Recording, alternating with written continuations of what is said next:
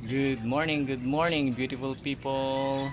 So for today's video ay magta-transplant tayo ng pechay powered by Boysen. Sa butas ng seedling tray may nakatanim na minsan dalawa, tatlo.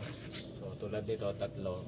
So ang gagawin natin, ilulublog natin sa tubig para paghiwalayin sila,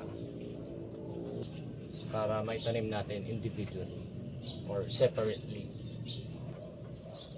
para pag nandito na sila sa pot, hindi sila magagawa ng nutrition.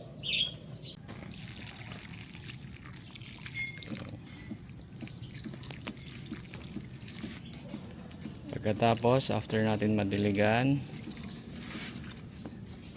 ipwesto natin tong mga bagong tanim sa may lilim na area para hindi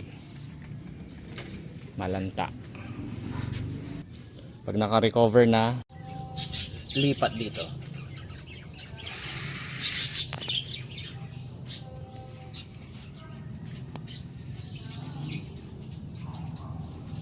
Okay.